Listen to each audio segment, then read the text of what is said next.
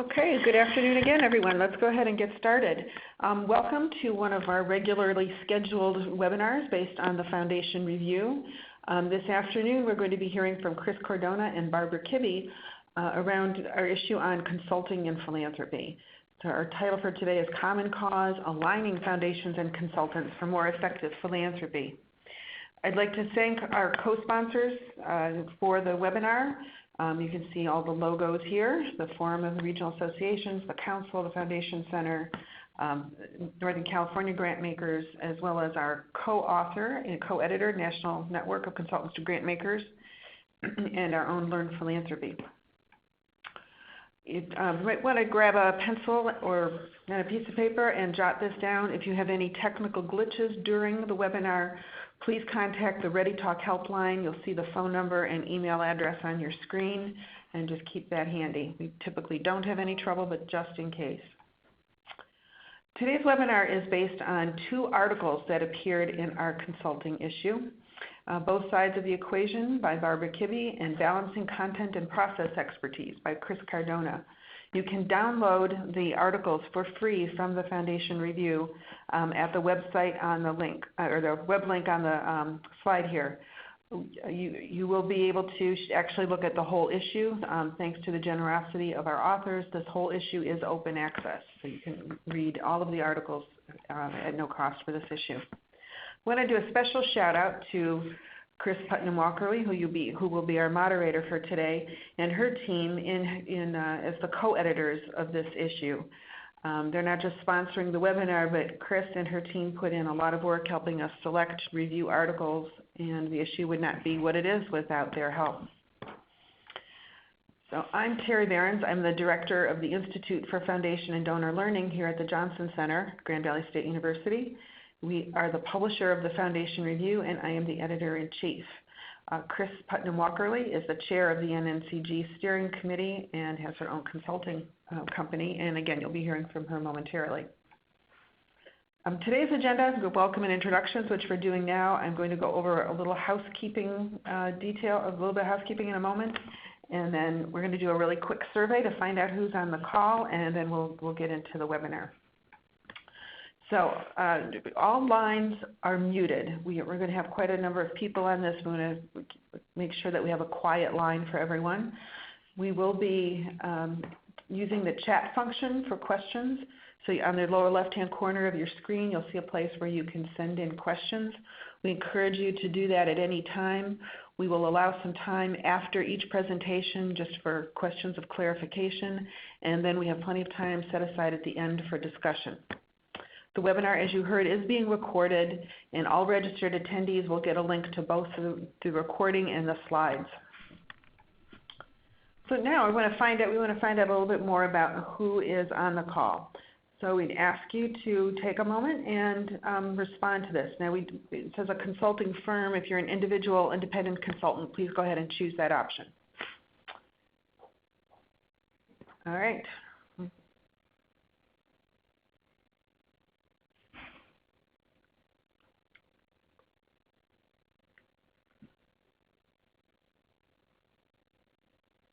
Okay, we have a few more people responding.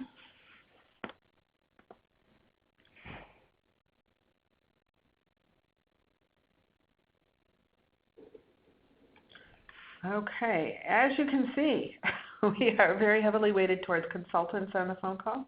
I think that's probably in part due to in the National Network's outreach to their members. So we have that comprises who's on the call. So Chris Putnam-Walkerly, I'd like to turn it over to you to introduce our speakers and get us started. Wonderful, thank you. And can you hear me, Terry? Can you hear me? Yes, we can hear you. Okay, great. Sorry about that. Wonderful. So I, along with the National Network of Consultants to Grantmakers, just want to say that we are thrilled to be co-editing this groundbreaking issue of the Foundation Review, which is really the first national spotlight on a growing segment of our field, which is philanthropy consulting. And we are also thrilled to have Chris Cardona and Barbara Kibbe as our speakers on this webinar, which is kicking off a whole series of webinars featuring each of the authors of the journal issue. Chris Cardona is a brand new program officer for philanthropy at the Ford Foundation, responsible for the U.S. grant-making portfolio on philanthropic infrastructure and practice, and also is engaging with the philanthropic community on issues impacting the sector. Before joining Ford and where he was when he authored this article, he was led the philanthropic services for TCC Group, where he specialized in strategy, capacity building, and evaluation for the social sector. And prior to that, he worked at Hispanics in Philanthropy and in fact opened their New York office. We also have Barbara Kibbe, who is a very seasoned leader with 25 years of experience in philanthropy as an executive consultant and grant maker and foundation program director, and has worked with family, private, corporate, and community foundations.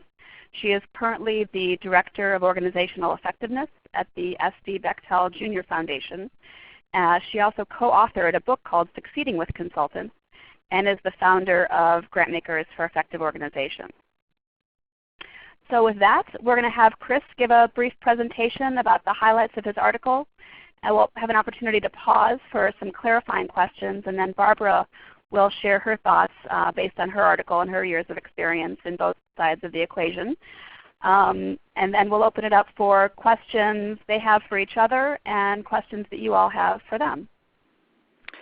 Well, great. Thanks, Chris. Hi, folks. It's Chris Cardona, and I appreciate that introduction. And helpful to see also who's on the line, so we can really. It sounds like we've got a group where folks have a wide range of experiences with regard to consulting. So it feels like home. It feels comfortable, and somewhere we can maybe in the context of this discussion let our hair down a little bit, just in terms of some real talk around the foundation consultant relationship.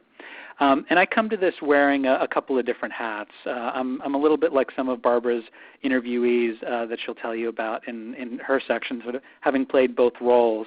As Chris mentioned, I've newly joined the Ford Foundation, and in the work prior to that at TCC Group, as Chris mentioned, again, that strategy and evaluation work with funders. And the article really came from my own experience as a self-perceived process expert who would sometimes go up against content experts who knew a particular subject area well, whether it was the arts or health. And they would sometimes win out on an assignment, on a strategic plan or something like that. And it got me to thinking about how consultants balance the different types of expertise that are needed and, kind of position themselves for success.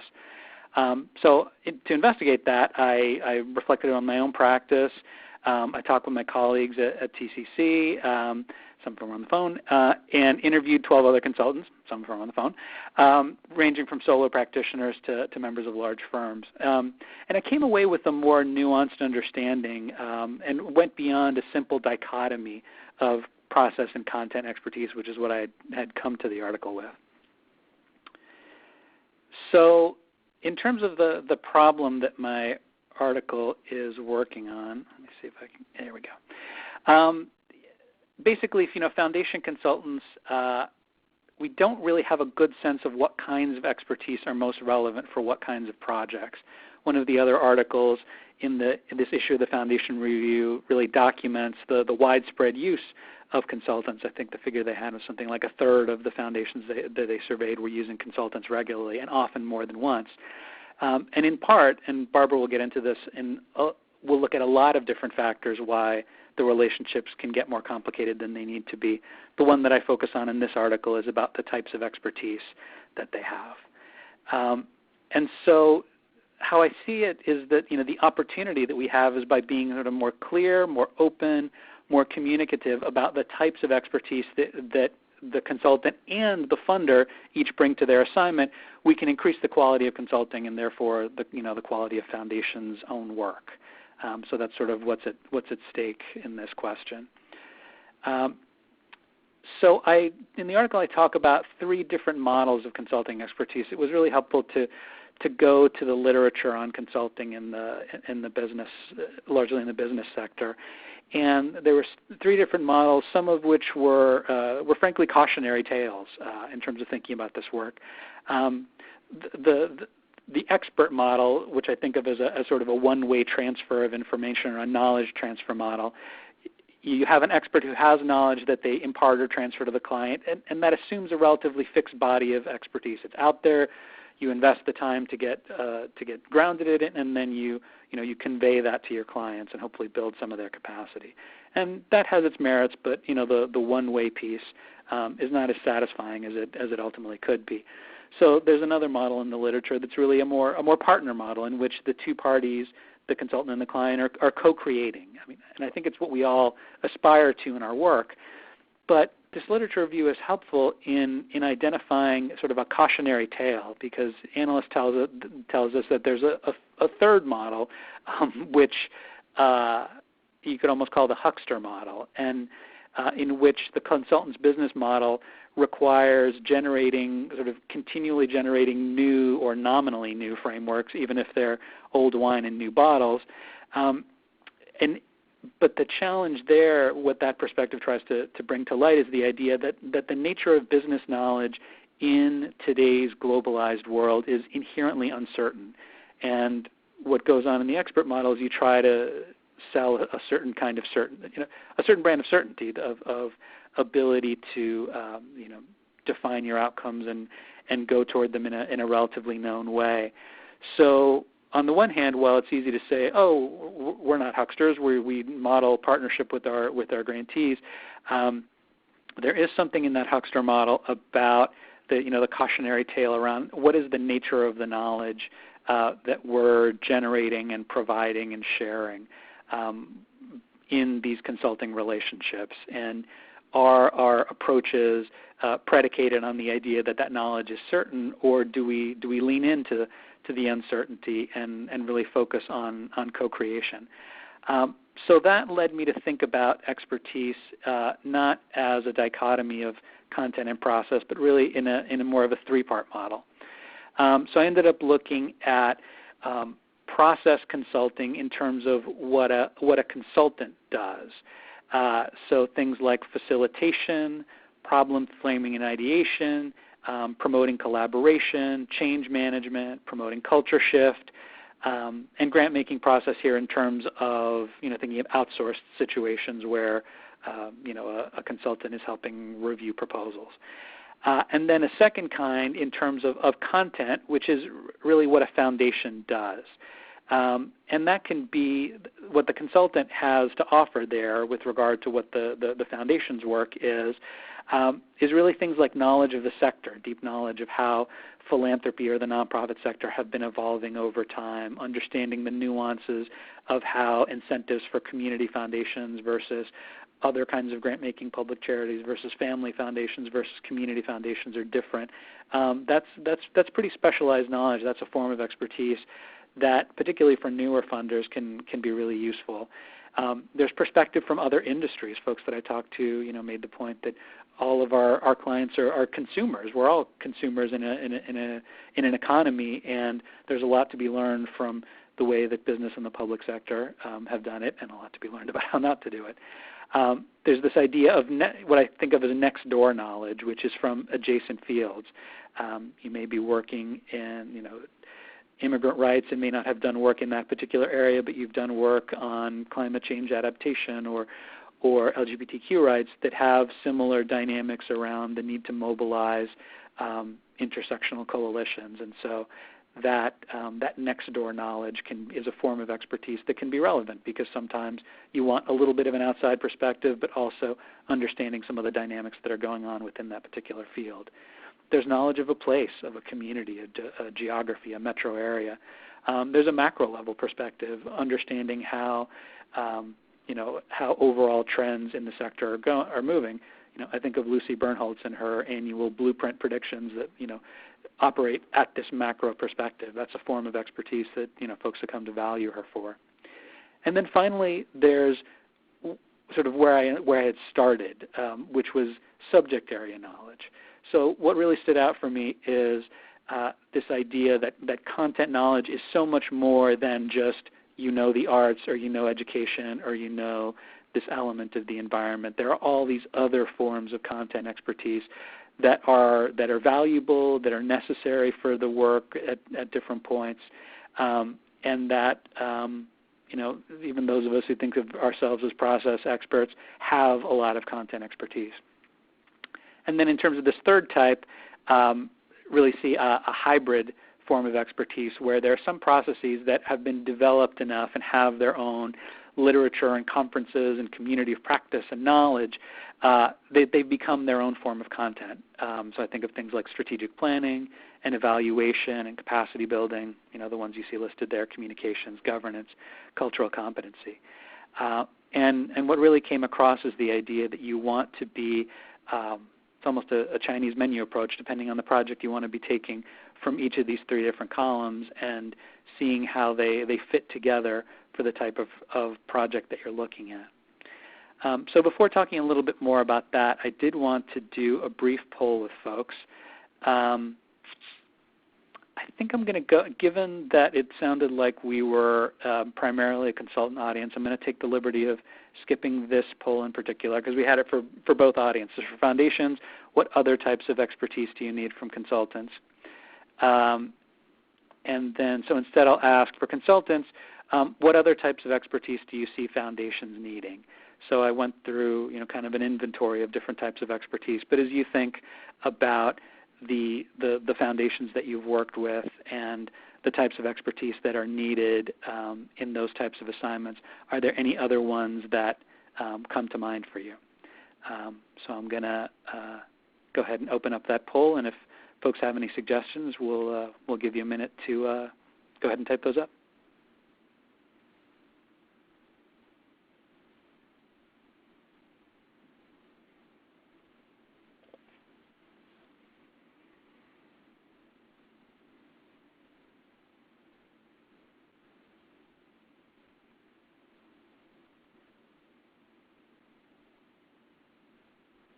Cool. Responses are starting to come in. Great. Thanks for sharing.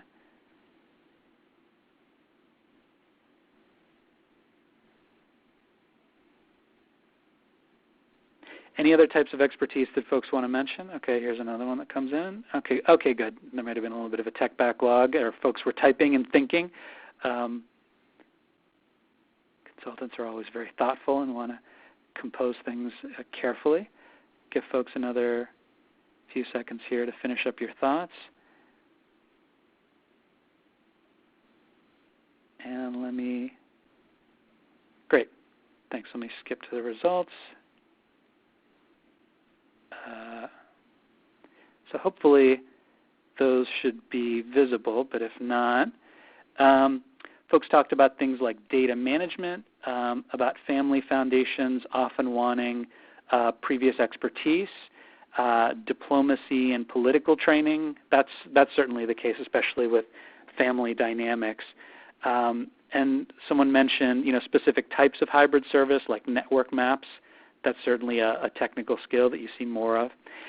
Yeah, interesting one here about strategic alliance formation, consolidations, and mergers. Yeah, I think those are good additions to the framework in terms of certain kinds of technical. It's a dimension of organizational development. Someone else talked about strategic focus and intergenerational issues. Good. Those are great additions. Thank you. Okay. So as a way of wrapping up, starting to think about how you strike a balance among these different types of expertise. And it feels like when it works well, you're mixing and matching across the types of expertise according to the job. When it doesn't, there's an imbalance and the quality of the work suffers as a result. If there's too much of an emphasis on content, you lose perspective. You're too invested in one particular approach. If there's too much process, you can lose depth of insight if there's not complementary forms of content or hybrid expertise. So some considerations for the field and looking forward in terms of foundations for the buyers. Really, knowing thyself, being clear about the choices that you're making, communicating clearly about the types of expertise that you have and that you need, balancing internal and external resources, and every foundation sets that line differently in terms of what they need to have in-house versus what they need to have externally. But it's not often done necessarily all that intentionally. Investing in the relationship with the consultant. All the literature agrees that this element of trust is essential for enabling co-creation, that partner model that we all aspire to. And that's something that foundations need to invest in as well. And then just a reminder that foundation capacity itself is not really well understood. So if it's hard to find a frame of reference for it, that's not accidental. In terms of what consultants should think about, the idea of getting help when you need it, in terms of being clear about the types of expertise you do and don't have. Kind of using that inventory, table 1 in the article, as a way of looking at, okay, this job requires A, B, and C, and we have A and B, and are sort of okay on C. Maybe we need to bolster up the team with some outside help. And in particular, along those lines, getting good at blending different types of expertise and maintaining it through different kinds of professional development. And really appreciating, it's sort of an asset-based model, a strengths-based model, appreciating the full range of expertise that you have, but also is a challenge too in terms of keeping your chops up across all those different types of expertise. So I think in terms of going forward, some recommendations in the article: funders should be clear about what they're going for, what they're looking for. Consultants should clarify their niche and continue to practice more truth in advertising. Clearly the interest from the consultants on the line and others. And I heard it in the interviews. There's hunger for this type of discussion. And just a modest suggestion that table in the article could be a tool that you could use, that funders and consultants could use at the beginning of an assignment to say, here's the map, here's what you bring to the table, here's what I bring to the table, and here's how those complement each other. This is what this job needs. And then, a couple of items for discussion, and we'll talk about this a little bit after Barbara's presentation, but that I find myself lingering with that question about sort of the nature of the knowledge that we're working with in consulting, and how to think about it beyond a sort of certainty, fixed expertise frame, and to operate more adaptively with regard to that. And sort of, a conversation about where expertise and knowledge reside, how they're distributed, and how they're maximized within the field. And I think Barbara will get into some of those issues as well. So thanks for the time, and Barbara, let me turn it over to you. Thank you, Chris. And what I hope is that my conversation will add to many of the great comments that you made. And I'm going to jump right in by saying that I have made the round trip from consulting to, there we go, there's the slide, from consulting to philanthropy and back again 3 times in my career. So I've spent maybe 10 or 15 years as a foundation program officer, vice president, or director, and an equivalent amount of time in consulting, individually as a solo practitioner, but also at times as part of a bigger firm. When the call for abstracts came out from Foundation Review, I saw it as an opportunity to investigate the question of how my experience of consulting to foundations and of purchasing consulting services compared to that of others who have made this similar journey. A dozen different perspectives are represented in the article, both sides of the equation, and I asked people to be self-critical. They were generous with their reflections and their advice, and although it is always uplifting to hear stories of runaway success, this piece was aimed at those things that could be improved so that we could offer something to the field that is potentially a betterment. The messages generally are mutually reinforcing across the 12 people I spoke with, and here's the summary. If you read the article, you'll get the full down low on what this graphic represents. But at the most basic level, consulting to foundations is challenging. Consultants need to be capable, and we heard from Chris a lot about what those capabilities might entail. They also need to understand their client, but they don't and they can't succeed without a great client on the other side. And that's the purpose of the metaphor of the equation and putting this material out, to emphasize that the relationship is the key and that the responsibility for success is mutual. Without balance between the responsibility of the client and the consultant, the best consultants can't succeed. So in this webinar, I'm going to not go over a summary of the article, but I'm going to unpack a few of the elements of this equation that I found most interesting, engaging, and thought-provoking when I listened to my colleagues. First, let's talk about the runaway success question because it's on everybody's mind. I picked these two quotes very pointedly from the article and put them side by side. These folks have each spent many years in consulting and many years on the side of foundation leadership. On the left, you have the client perspective. This is somebody speaking from the positional leadership inside of a foundation, but who had previously been a consultant, saying successful consultants to foundations understand the limited bandwidth of foundation staff. They're mindful of time constraints, realistic about what can be accomplished. They use the client's time well. They're good facilitators. They love effective communication. They have those skills. They understand in a deep way how the product will be used, and they're flexible and comfortable with ambiguity. So essentially, this person is saying, as a client, I don't have much time.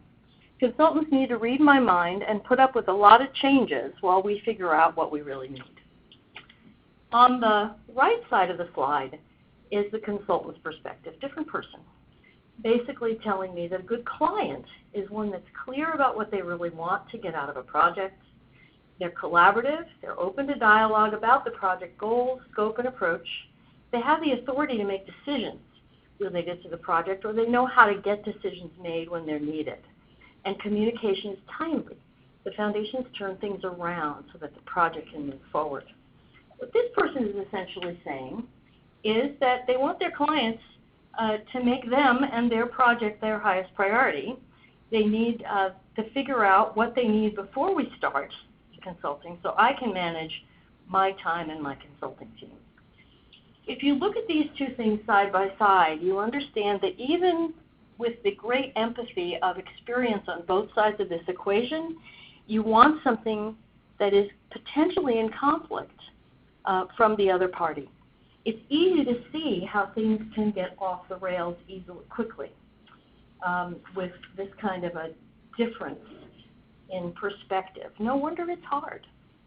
So the story that has the happy ending, though, is really about the bridging of these two perspectives, about real partnership that's engaged around a shared commitment, and results that are maybe not well defined on the front end, but become clearer as the project goes forward. So we're going to talk a little bit more about empathy shortly, but at the moment I'm going to just move forward to the next signature. Paradigms of practice. One of the things that I asked folks about when I interviewed them was what their theory was when they entered a client environment, what they came with, what they brought to the engagement. And I didn't get a satisfying answer from everyone, so I want to say that up front, that I think there's room for improvement here. But what I did learn is that the paradigms are different and that assumptions can get in our way.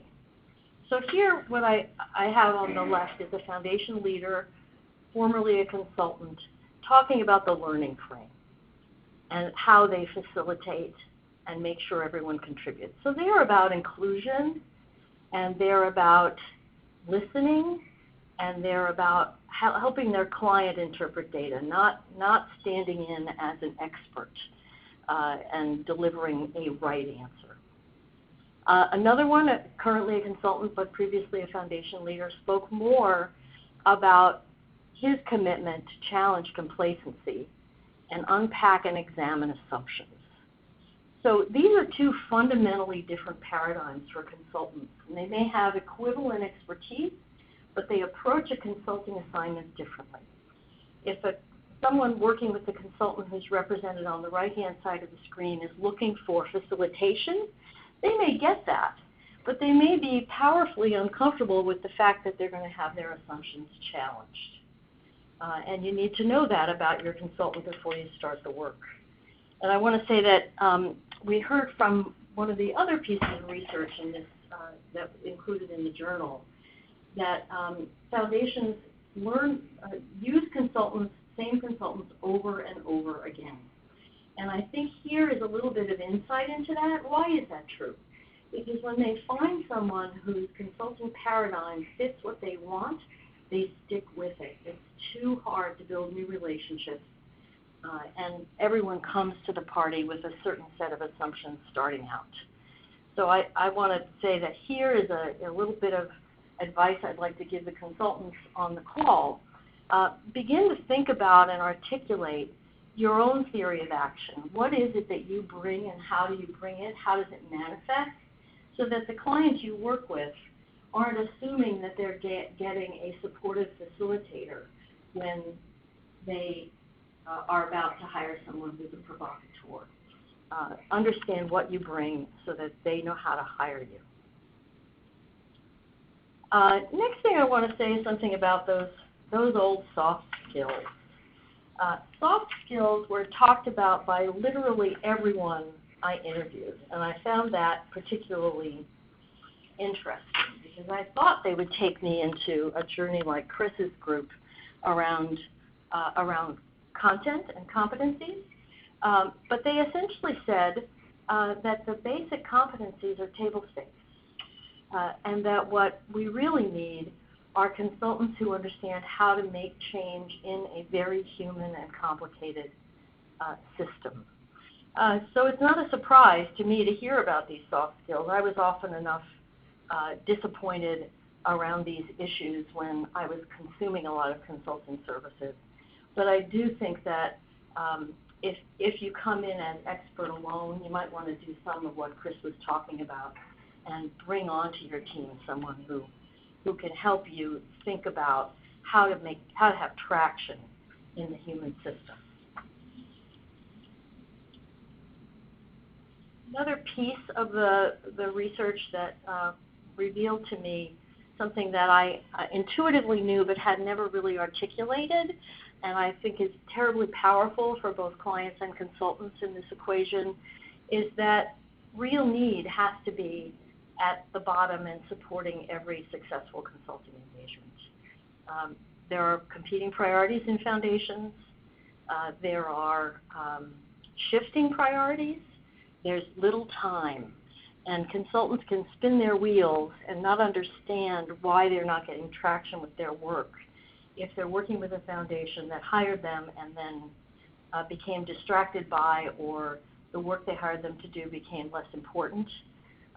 We need to do something about this together to harness the energy, the time, and the resources so that we don't have projects that just go adrift because the priorities have changed and the foundations are unwilling to confront consultants about what has changed and what needs to change in the work that they do for them. So the question for consultants on this one is, how do you test for this, and how do you retest for the client's commitment and the presence of a real need throughout the process to make sure you don't just peter out? And for foundations, to be sure that the project you're hiring a consultant to do has real salience and will go somewhere so that you are not wasting your money and their time. And finally, partnership. How do you do it? Not easy. And not easy under even the best of circumstances where there is a need and the capabilities exist, because it takes time. It takes time on the front end to get clear about what you know so far. It's important to consider timing in a project. There are times when a consulting project will get momentum and have the attention of foundation leadership, and there are other times when it will be very, very hard to get the attention needed. And knowing something about the environment you're trying to consult in will help you with that. Phasing is one of the things that people mentioned in the interviews, and that I also know from my experience is very powerful. Start small, establish the working relationship, understand the project before you take on a massive engagement based on assumptions that may not be right. And then finally, navigating the complexity together. Foundations need to talk to their consultants, and consultants need to listen.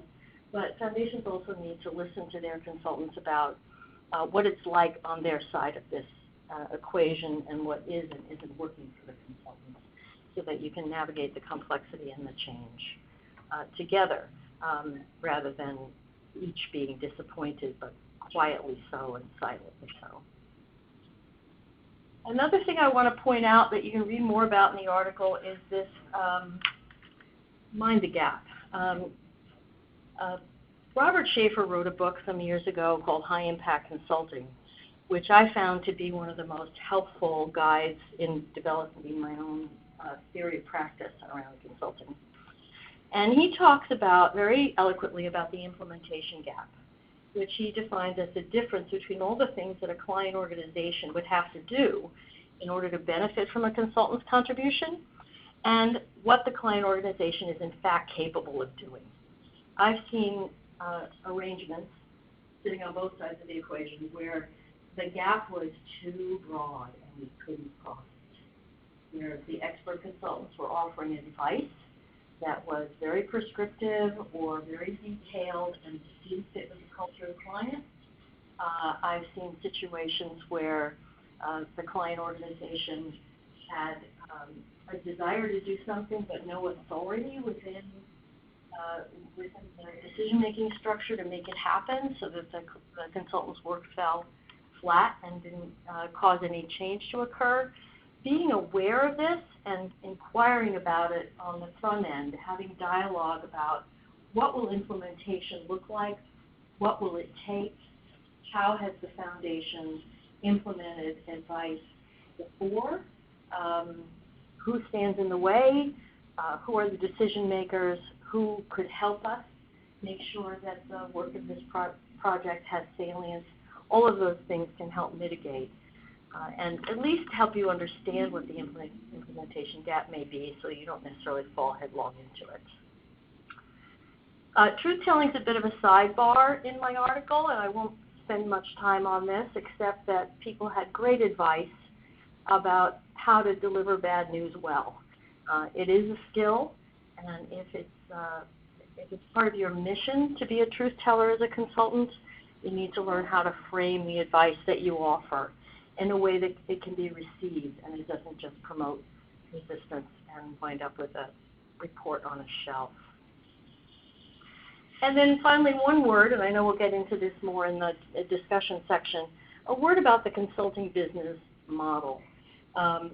Again, all the people I talked with have been consultants and they have been foundation leaders. And they expressed some concerns about the rising cost of consulting, the ways that leveraged teams do and don't work to bring the most senior advisors to bear on an issue. They talked about formulaic solutions. They talked about competition and branding in the field that make it hard for consumers of consulting services to know what it actually is that they're buying. So I think there's work for us all to do together to examine and enhance the business model for consulting, which is right now quite strong and growing, but the result of 1,000 flowers blooming. And I'll stop there and invite comments and questions. Okay, great. This is Chris Putnam Walkerly, and that was terrific. Thank you to you both. And it's interesting, I was thinking, the National Network of Consultants to Grantmakers is a mission-driven organization with the goal of increasing the quality, effectiveness, and capacity of grantmakers by mobilizing and strengthening knowledgeable and experienced consultants. And it struck me while I was listening is that this webinar and these articles are really helping us to realize that mission of strengthening philanthropy and strengthening consulting practice. So I really want to thank you both. What I want to do now is remind all the participants on the call that you can ask questions through the chat feature. And I want to allow each of the presenters to ask the other a question that they have about the presentation and their article.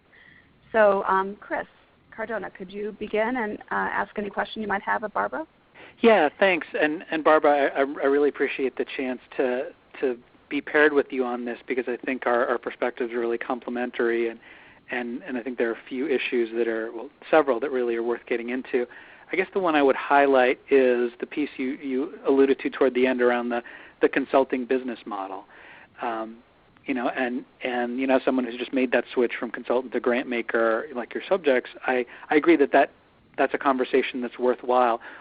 What do you think a productive point of entry is for that conversation about the consulting business model? Yeah, I actually think there's a point of entry for every consultant and every foundation if they're willing to take it on. So the first place to begin would be to make sure that there's a dialogue around contracting that addresses the theory of practice, so that consultants and their foundation clients are from the get-go better aligned about what the one thinks they're buying and what the other is selling. Yep.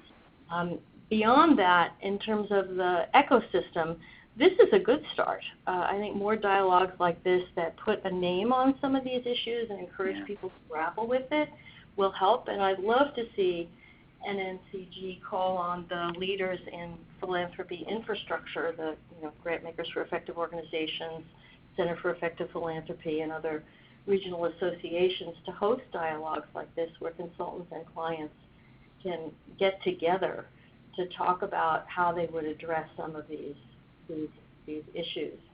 And then I also talk in the article about empathy and understanding as the twin pillars of trust. And I think it would help tremendously if more consultants saw the inside of foundations and understood the constraints and opportunities better, and if more foundation folk understood what it looked like on the other side of the fence. So the one a little bit tongue-in-cheek recommendation I make is for even short-term exchanges, internships, where up-and-coming consulting talent actually goes and does foundation work for a few months, and foundation folk go and work in consulting. Because I think there's nothing like walking in someone else's moccasin to understand their point of view. Yeah.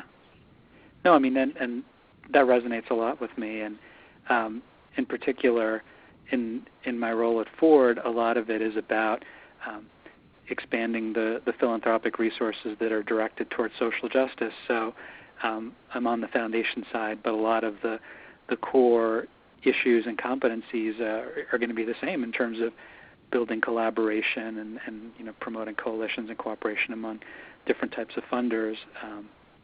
So a lot of what I learned in the consulting trade will be really helpful, but there are similar aims even on the inside of a funder in this particular role. And Chris, I've got a question for you if you're ready. Yeah, go for it. You mentioned truth in advertising, and I think it's terrifically important. Consultants are trying to get work, and so they're putting their best foot forward. But it can be bad all around if you promote yourself as knowing how to do something you actually haven't done. Yeah. That's tricky. And you also in your article talk about certification.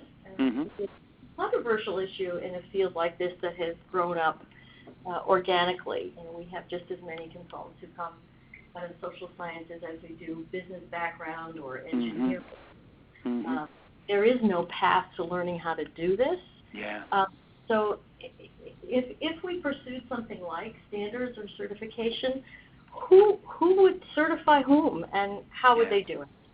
Yeah, I mean, I really like that question because it starts to get to this whole issue of where knowledge and expertise sort of reside in the sector. I mean, I think some of your interviewees brought up the idea that it brought up a concern that a lot of philanthropic knowledge may be tied up in consulting shops because these, and having been one, do a lot of really interesting work on a variety of topics that could be relevant to others, but they're the property of the foundation. You do it as work for hire. So hopefully there's a conversation that can happen within foundations about sort of making some of those materials open source, more open source as a starting point. But I think in terms of certification, I would look at other models within the field where folks have done, sort of a form of you could almost call it self-regulation.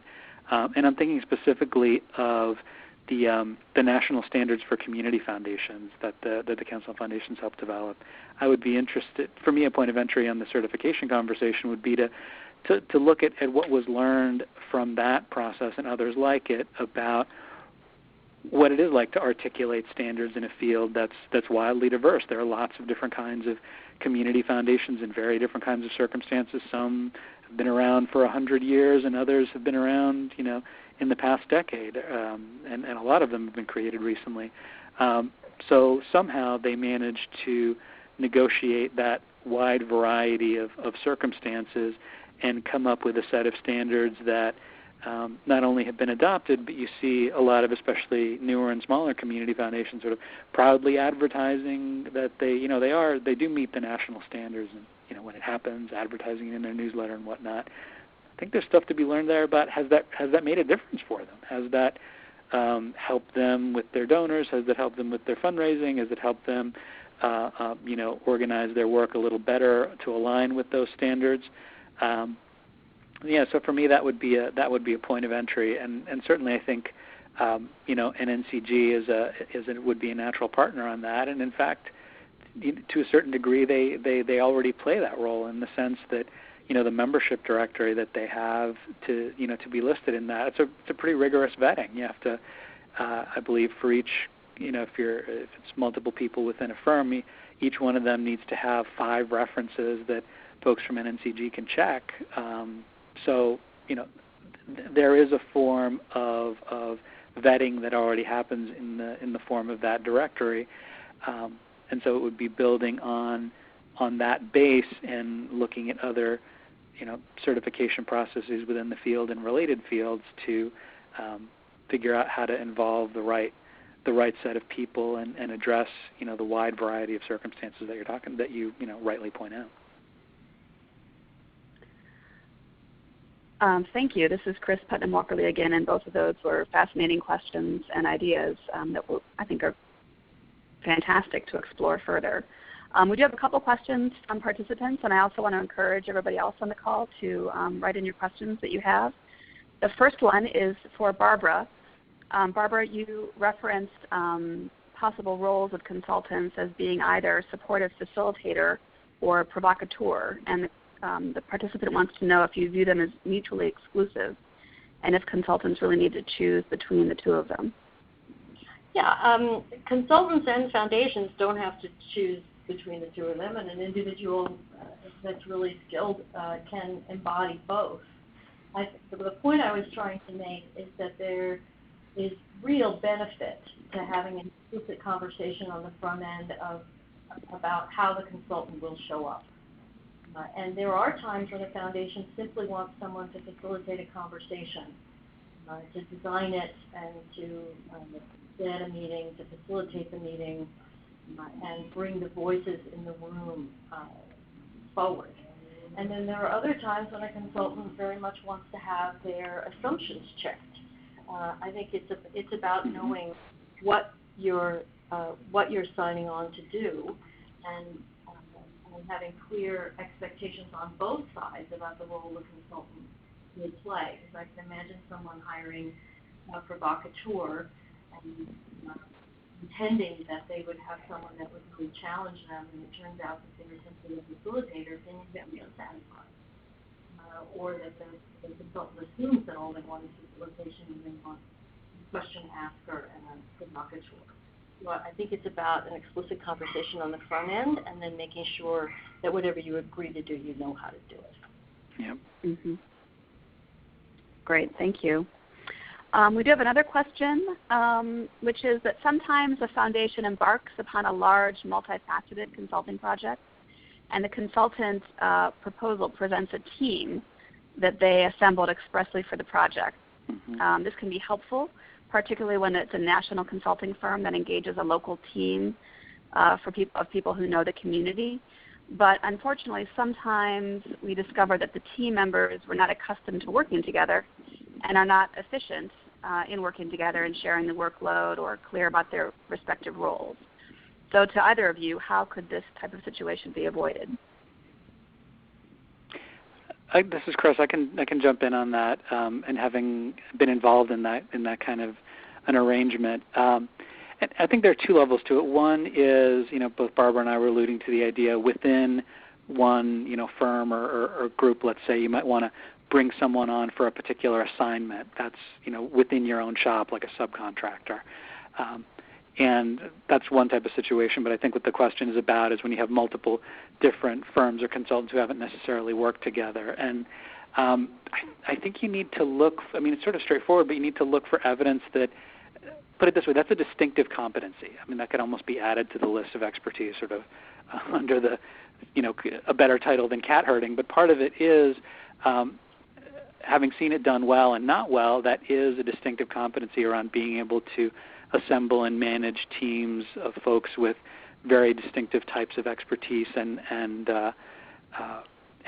working styles. When I've seen it done well, there was a clear line. There were clear lines of communication and expectations around. It was a situation where there were three firms working together. There was one that was very clearly the liaison with the client, with the funder, and in this case it was a funding collaborative, so you can imagine another layer of complexity. Having that one conduit was really useful, and it was a group that had a lot of experience and could show evidence in the bidding process of having managed multi-consultant teams before. So again, it's kind of obvious, but really screening.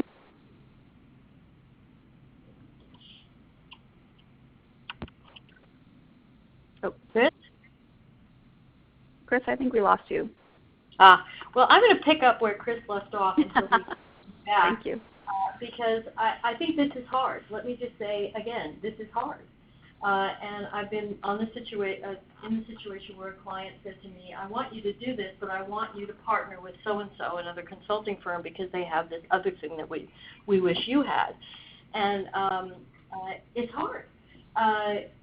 Then there's the fact that nobody knows everything. So there are two very simple, pragmatic pieces of advice I would give. One is make sure there's a general contractor. Make sure the buck stops someplace. Because two consulting firms that haven't worked together before, where it's not clear who is the general contractor, means that there's a whole other infrastructure of decision-making that has to happen among the consultants, as opposed to seeing where the leadership lies and who has the basic accountability. And then on top of that, I would say make it really clear on the outset what each is responsible for, so that the pace and the timing and the accountability is made possible. And then I would just also say that leverage teams are problematic. Sometimes they're needed because a lot of work needs to be done. It needs to be done over a long period of time, and one person can't do it, and the foundation doesn't have the capabilities. What that means is you also have a variety of levels of experience and expertise, because the most senior people are directing more junior people and so forth. So be clear about who's going to do what and who's going to represent the foundation in those kinds of relationships, and make sure the general contractor actually has those skills. Great, thank you. Another question for Barbara. In your article, when you did your research, you gave your respondents anonymity, which presumably gave them a greater freedom to comment critically. To continue the conversation in the field, and as you mentioned earlier, it might be a great role for an NCG to work with some of the national infrastructure organizations and regional ones to host some of these dialogues. What elements of critique would you especially encourage consultants and funders to be brave about in tackling openly and with each other? Yeah. I've thought about this a lot, and I think some of the folks I talk to will be happy to come forward and be a part of that dialogue, and it can be very productive. I think looking at what makes a good and a bad consulting relationship more explicitly, and building evidence of the things that work and why they work well to bolster some good practices and good behavior. I was very happy with the people I talked to saying, well, when I was a funder, I wasn't clear enough about this. Now, people have learned from being on both sides what they wish they had done as a funder client now that they're a consultant and getting the other end, and vice versa. So I think being courageous and willing to articulate your theory of practice and if that could become an industry standard, if you became comfortable always saying, this is what I bring to the party, not simply I promote learning, but this is how it manifests. This is what it means for a consultant to promote learning in your context so that you know what you're buying there. I think that theory of practice is one where, as I said, I didn't get 100% satisfying answers from everyone I talked to. So I think there's work to be done to make it clear beyond the platitudes of I promote learning or collaboration, how you show up. So that's one. And then the other one is that that moment when it isn't going well and the consultant kind of feels like they've lost the attention of their client, but they don't know why because nobody's telling them anything. I think there needs to be courage around that. When do you hit the reset button to get a project back on the rails, or say, we're going to have a pause here while we at the foundation figure out what the right next step might be. I understand that foundation staff are gracious and polite. I also understand that consultants are in a position of wanting to get the next contract. So it's really hard to say, gee, let's stop. In my consulting career, I fired 3 clients. In every case, absolutely the right thing to do for me and for them. Yeah. No, it's sort of it's a lever to be pulled. Maybe not pretty much as a last resort, but yes, in similar situations, it ends up being the right thing to do. Not easy at the time, but keeping your eye on the longer term perspective, it does end up being the right thing to do. I want to add one more thing to that, and that is I don't think that foundation clients have seen, there's some exceptions, but I don't think generally that foundation clients have seen their responsibility in consulting in part to be developing the consulting talent so that whatever they do now, they're doing at least as good or better for the next client.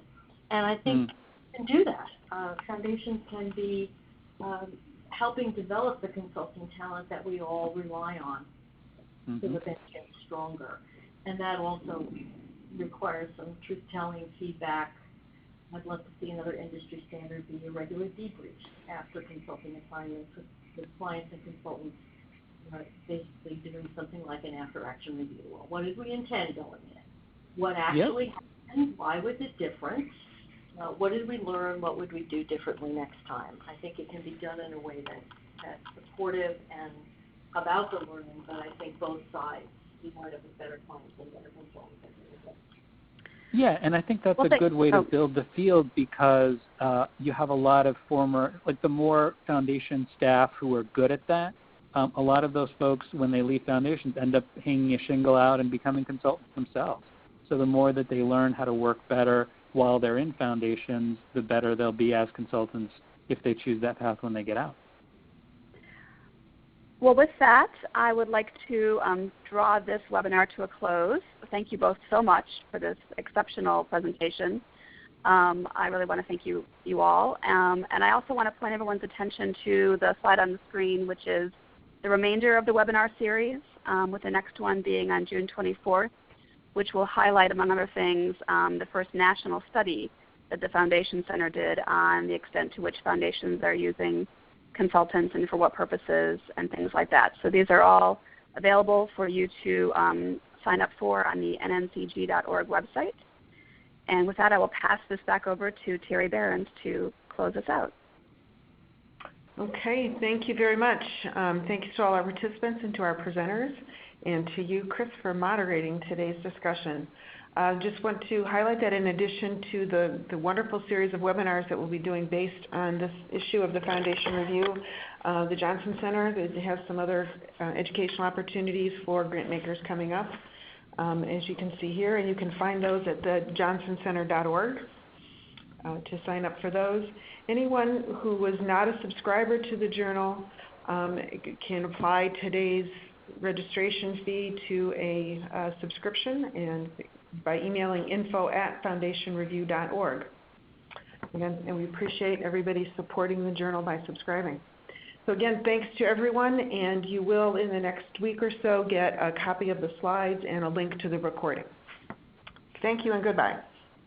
Thanks, everyone.